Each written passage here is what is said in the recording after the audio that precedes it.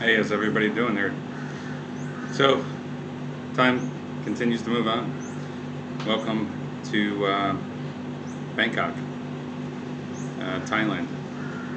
So, it's an opportunity to come here. I thought I would make some videos. Um, Pardon the air conditioner in the background. Um, Looking forward to making quite a few videos here. There's a lot of great things to see here. A lot of temples.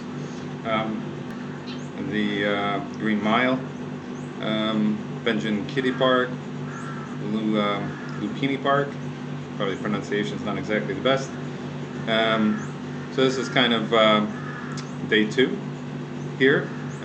Got settled into the Airbnb, and as usual, I'll make a video and kind of show you the Airbnb and what things cost. I will say, first initial impressions of Bangkok, the airport, really great. Um, there's a subway, pretty much subway or an elevated rail that goes right from the airport right to downtown, Makasan, and then in my case, that's where I needed to go to take the transfer down to Asok or Sukhumvit and Terminal 21, which is a really big mall. Excuse me, a really big mall down here. So I'll make a video about that too. I went and had lunch there yesterday. I can say it's probably the biggest mall I've ever seen in my life. Truly amazing. Food options. There must be at least 75 to 100 places that you can eat in there. Food was good. Pretty reasonable too. So, anyway, today's agenda is Lupini Park. I just had some breakfast. Probably make a video about that as well too. So far, I mean, what's been a really great resource for me is on YouTube I ran into a guy, Chris Parker, retired working for you. Started watching his videos. He was here during COVID. Went all over the country. And now he lives here. He makes all kind of videos about Bangkok, and I always watched them, and I really wondered, like, is that really true, right? So, looking forward to finding out those questions and answers. I will say, too, aside from the public transportation system, police presence here is very good. Almost everywhere you go, there's always police. Crime here, I mean, it happens everywhere, but so far, I feel really safe. I've been to other places, even the United States, right? That, you know the feeling. People watch you, or there's zombies out there, or here, I'm not saying that this doesn't exist. I just haven't seen it so far. People here are quiet. Really shocked on the subway. One, super clean.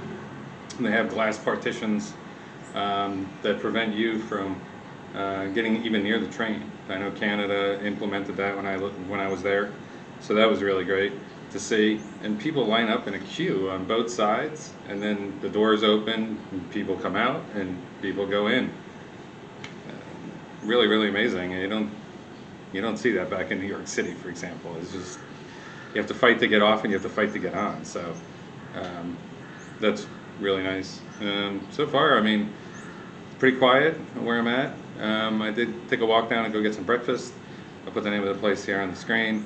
And then I will say, initial thoughts, and probably a con, is the driving here. One, I couldn't quite understand when I was trying to cross the road, why people feel like you're gonna get run over. And the reality is, you will get run over. Like, you have to be very careful about where you walk. And then I realized, like, people drive on the other side of the road, and the steering wheel's on the other side of the car. And then I didn't realize that. So the traffic patterns are different than what you may be used to. And sidewalks, like I walked down, it was probably about 2-3 blocks to the restaurant. No sidewalk. And it was like the road, and then there's like a little bit, with the line, you'd think it's the shoulder, but it seems like that's more like where the motorbikes go. So, um, you know, people drive in opposite directions. It's really kind of like a free-for-all. So that I will say, you really have to be cognizant of where you're walking at all times.